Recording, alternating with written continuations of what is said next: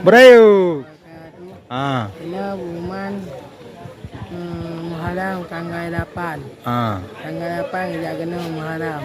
Mandum. Kita kena Muharram. Dikit theo. Fikir Mujamil. Syahmin. Syahmin. Syahmin. Fikir Syahmin. Syahmin. Kabeh boleh không? Lagu. Lagu nasi ende bang Muharram ni. Nasi lagu Muharram ni. Assalamualaikum ni lom. Assalamualaikum warahmatullahi wabarakatuh.